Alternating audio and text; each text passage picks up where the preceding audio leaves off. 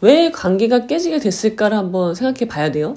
내 인생 왜 이렇게 됐지? 관계를 회복하려면 어떻게 해야 되느냐? 뭐부터 해야 되겠어요? 극적으로? 대화가 중요한 게 아니라 뭐예요? 그때랑 지금이랑 길이 바뀌었어요. 예, 여러분 안녕하십니까? 오늘은 즐거운 월요일입니다. 오늘은 북보개기 시간이고요. 두 번째 시간인데요. 그냥 살아만 있어. 아무것도 안 해도 돼. 라는 책의 두 번째 시간입니다. 제가 지난 시간에 나는 그날 엄마가 되기로 했다. 라는 주제로 북보개기를 했었고요. 그때, 그러니까 내가 엄마인데 엄마가 과거의 어떤 어린 시절의 경험으로, 좋지 않는 경험으로 인해서 엄마가 나한테 준 상처, 그게 치유가 안 된 상황에서 나는 어른이 됐고, 그냥 그 엄마는, 나의 엄마는 그냥 여느 친정 엄마처럼 나랑 그런 관계를 맺고 있는데 나는 성인이 돼서 이제 자식을 낳았단 말이에요. 그래서 내가 이제 엄마가 된 거죠. 그래서 엄마로서 자녀와의 관계를 어떻게 설정할 것이냐, 이제 그런 문제가 있는 거예요. 근데 불행이자 다행인데 딸이 어느 날 타이레놀을 복용하면서 자살을 시도하는 사건이 발생을 한단 말이에요. 그래서 그 날을 계기로 내가 진짜 엄마가 되기로 결정을 하게 되는 거예요. 결심을 하게 되고 이제 어떻게 뭐가 필요하나요? 관계 회복이 필요한 거예요. 관계 회복. 자, 엄마와 딸이라는 관계예요. 그걸 어떻게 회복시켜 나갈 것이냐에 대한 이야기입니다. 자, 여러분, 관계를 회복시켜야 된다는 얘기는 무슨 말인가요? 관계가 단절됐다는 거예요. 관계가 깨졌다는 걸 먼저 의미하는 거죠. 그러면은 왜 관계가 깨지게 됐을까를 한번 생각해 봐야 돼요. 엄마는요, 첫 번째, 엄마가 부모가 자식을요, 나랑 대등한 인간으로 보지 않는 점에서 시작이 되는 거예요. 모든 문제는 거기서 시작이 되는데요. 그러니까 내가 더 위에 있어요. 얘는 내 아이야. 그리고 어리고 미숙해. 그러니까 내가 보호자인 거죠. 그리고 얘는 내 밑에 있는 아이예요. 나의 보호를 받는. 대등한 인간이 아니란 말이에요. 만약에 얘가 대등한 인격체라고 본다면 문제는 발생하지 않을 확률이 커요. 그리고 관계가 단절되지 않을 가능성도 높아요. 자, 먼저 관계 설정이 그렇게 돼요. 그런 다음에 뭐예요? 얘는 나의 보호가 필요하니까 내가 얘한테 어떤 것을 지시하고 훈육을 하기 시작한단 말이에요. 근데 내가 얘보다 위에 있다는 그런 사고로 훈육이 시작되면 우리가 흔히 범하는 실수가 뭐냐면 화를 내요. 얘는 당연히 내가 지시하는 것을 얘가 다 들으면 나는 화낼 일이 없겠죠. 그렇지만 얘도 자기의 인격을 갖고 있는 한 사람이란 말이에요. 그래서 내가 지금 어려서 당신의 보호 아래 있지만 나도 생각이 있는 거죠. 근데 그것을 존중하지 않을 때 얘는 그 말을 듣지 않죠. 그럼 어떻게 되나요? 보통 나는 화를 내요. 그런데 화를 낸다고 얘가 들어요? 듣지 않아요. 그럼 어떻게 해요? 난 더 화를 내요. 나 이제 폭발하는 거예요. 그럼 어떻게 되냐면 신경질을 내게 돼요. 신경질. 그러니까 화를 내는 건 나쁜 게 아닌데요. 아니, 잘못하면 당연히 그 행동을 시정해야 되니까 화를 낼 수도 있고 어떤 제재를 가할 수도 있잖아요. 근데 그게 목적이 교육 목적, 훈육 목적을 벗어나는 순간 관계는 무너지는 거예요. 어떻게 되냐면 나는 제대로 훈육하는 게 아니라 이제는 뭐예요? 그냥 신경질을 내고요. 더 나아가면 뭐가 되냐면 그냥 신세한탄을 해요. 그래서 어떻게 되냐면 내가 이렇게 힘든데 맞벌이 엄마야. 밖에 나가서 나 일하느라고 힘들어. 근데 집에 들어왔는데 얘가 공부도 안 하고 숙제도 안 하고 자기 할 일을 하지 않고 놀고 있어. 그래서 내가 고치라고 했는데 고치지 않아. 그럼 나는 이제 어떻게 돼요? 내가 누구 때문에 이 고생을 하는데. 그렇게 그냥 신세한탄으로 간단 말이에요. 훈육을 하는 게 아니라 이제 훈육은 벗어났어요. 그래서 자기 연민으로 가고요. 자기가 불쌍한 거예요, 이제. 내 인생 왜 이렇게 됐지? 그렇게 가버리면 그런 상황에서 애한테 막 쏟아내면요. 이젠 아이도 알아요. 저게 훈육이 아니라는 걸 알아요. 그리고 엄마가 신세한탄을 하는데 아이가 어떻게 할 수도 없어요. 그럼 얘는 그냥 가만히 있을 수밖에 없는 거예요. 그럼 어떻게 돼요? 상황은 더 악화되는 거예요. 그렇게 해서 관계가 단절이 되는 거예요. 조금씩 단절이 되겠죠. 그러니까 우리는요, 제대로 화내는 법을 몰라요.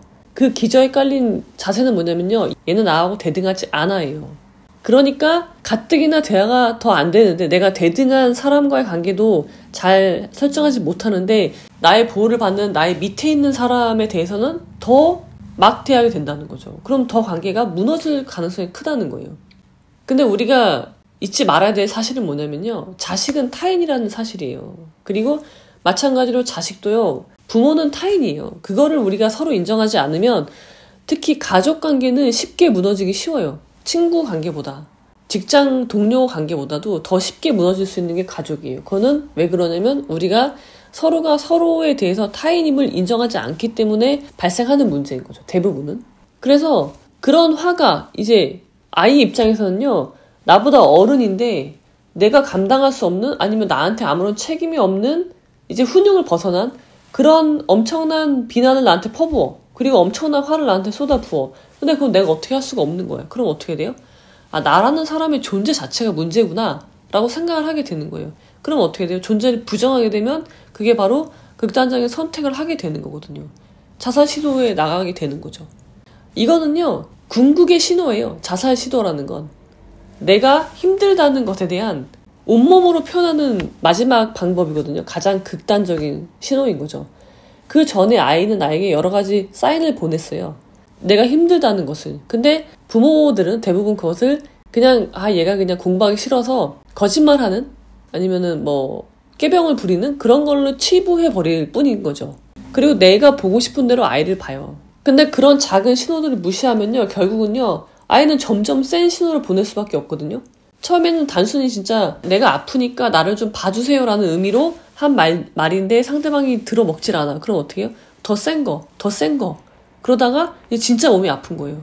그러다가 마지막에 뭐예요? 결국은 나를 부정하는 게 가장 센 거거든요. 그래서 극단적인 선택을 하게 된다는 거죠. 그러니까 그렇게 나아간 거는요, 그 전에 이미 작은 신호들이 많이 있었단 말이에요. 근데 그걸 내가 다 간과해버린 거죠. 자, 그래서 부모와 자식 간의, 가족 간의 관계가 단절되는 가장 큰 이유는 뭐라고요? 서로가 대등한 타인이라는 걸 인정하지 않기 때문이에요. 타인성을 부정하기 때문에 발생하는 문제들이에요. 자, 그러면은 관계가 왜 단절됐는지를 알았으면요, 그러면 이제 관계를 풀 수가 있는 거죠. 관계를 회복하려면 어떻게 해야 되느냐? 뭐부터 해야 되겠어요? 타인성을 먼저 인정을 해야 돼요. 내가. 쟤는 내 자식이지만 저 사람은 내 부모지만 타인이야 라는 것만 인정을 해도 관계가 극단적으로 가지 않게 돼요. 서로 지켜야 될 선이 있거든요. 타인이라면. 자, 거기서 시작을 하는 거예요. 그 다음에 다시 이 책 내용으로 돌아와 볼게요. 딸은요, 어느 날 딸이 갑자기 자살 시도를 했어요. 그래서 병원에 응급실에 실려갔죠. 엄마의 일상이 모두 멈춰요. 딸의 일상도 모두 멈춰요. 아, 내가 정말 잘못했구나. 다음부터는 우리 아이가 이렇게 힘들었구나. 이제 알았어. 이제 앞으로 잘해줘야지. 그리고 딸도 내가 이렇게 힘든 거 엄마가 이제 알게 됐으니까 이제는 나도 이러지 말아야지 하고 서로 미안하다고 해요. 그리고 이제 퇴원을 하죠. 집에 왔어요. 그럼 어떻게 될까요? 극적인 드라마가 펼쳐질까요? 그렇지 않아요. 왜냐면요, 우리는 다시 일상이 시작되는 거예요. 그 자살 시도는 이벤트죠. 그 이벤트가 끝나면 다시 일상이 시작돼. 딸은 여전히 숙제를 하지 않고 게임을 하고 혼자 방에서, 엄마는 옛날에는 한 번 얘기하고 화냈어. 근데 이제는 딸이 자살 시도한 걸 알잖아요. 그러니까 2번 더 얘기해요. 숙제했니? 한 번 더 얘기해요. 숙제했니? 그래도 딸은 하지 않아요. 그러면 이제는 또 폭발을 하는 거예요. 그게 일상인 거예요. 병원에서 돌아온 이후에도 이전과 달라진 건 딱히 없었다. 결국 난 또 터지고 말았다. 일상에서 반복되는 게 굉장히 무서운 건데요.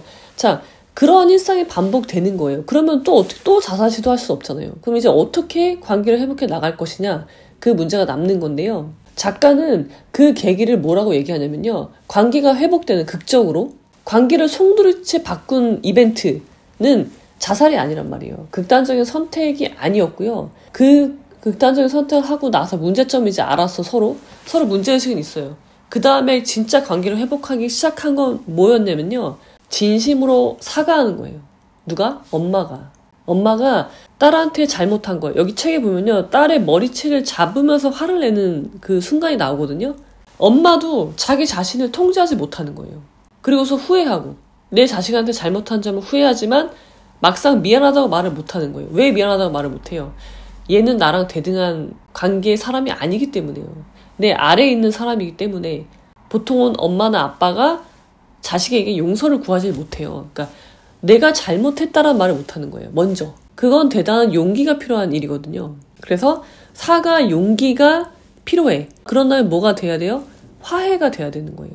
엄마는 대화를 하려고 하지만 대화가 중요한 게 아니라 뭐예요?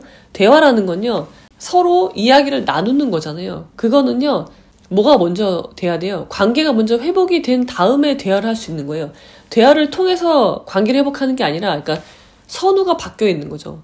먼저 관계를 회복하고 대화를 해야지 진정한 대화가 이루어지는 거죠. 서로 진심이 통하게 되는. 그러니까 관계를 회복하는 게 먼저 중요한데, 그 방법이 무엇이냐?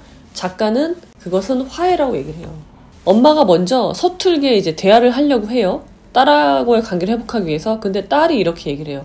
엄마, 대화가 먼저가 아니라 화해가 먼저야. 그렇게 얘기를 하고 엄마는 그 말을 듣고 이제 깨닫는 거죠. 그리고 딸에게 진심으로 사과를 해요. 그리고 딸도 사과를 하죠. 진심으로. 그 행위가 뭐예요? 사과를 한다는 건요. 그로 인해서 내가 치유가 되는 거예요. 내가 저 사람으로 인해서 받은 상처가 치유되는 거예요. 딸도 마찬가지고 엄마도 마찬가지고. 그렇게 상처가 치유되고 아물고 나서 바로 다음 단계로 나아갈 수 있는 거예요. 관계 회복을 위한 대화가 비로소 시작이 되는 거죠. 근데 여기서 엄마는 자신이 어릴 때 자신의 친정 엄마로부터 받은 그 상처가 아물지 않은 채로 벌어진 채로 삶을 살아왔던 거예요. 근데 엄마는 내 옆에 있어서 엄마는 내 옆에서 친정 엄마처럼 나를 대해주지만 나의 이 상처, 엄마가 찔른 나의 상처는 치유되지 않은 상황에서 엄마랑 관계를 계속 맺어야 되는 것이 이 엄마에게 깊은 상처로 남아있었던 거예요. 그게 우울증의 원인이 됐던 거고.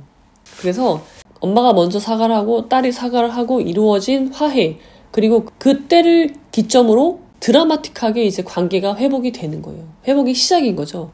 그리고 대화가 시작이 되는 거예요.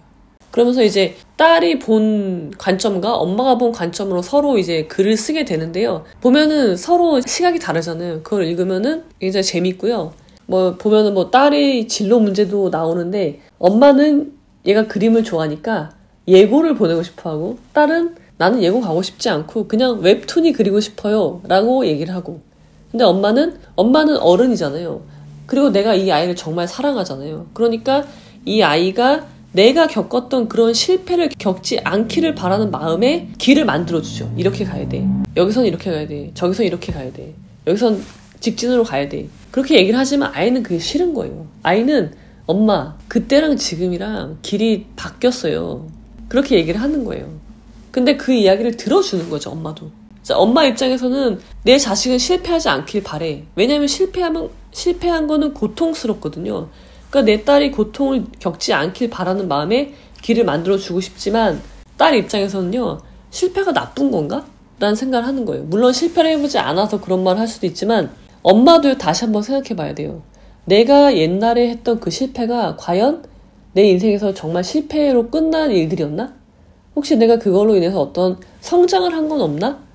한번 고민을 해보셔야 돼요. 실패가 실패로 끝난다는 것이 문제인 거예요.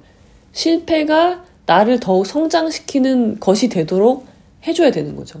그래서 이 책은 그렇게 엄마와 딸이 관계가 단절된 관계를 어떻게 회복시켜 나가는지에 대한 여러 가지 방법에 대해서 실천적인 이야기를 우리들에게 해주고 있습니다. 한번 읽어보시면 되게 좋을 것 같고요. 모든 것의 시작은 뭐다? 모든 관계의 시작은 뭐다? 타인이라는 거. 자식은 타인이다 라는 점만 우리가 잊지 않고 있어도 가족 간의 관계가 무너지는 일은 피할 수 있습니다. 이건 제가 한 말이 아니고 공자님이 하신 말씀입니다. 자식은 타인이다. 부모는 타인이다. 자, 그럼 여러분 건강하고 행복한 가족 관계를 만들어 나가시기를 기원 드리면서 오늘은 여기까지.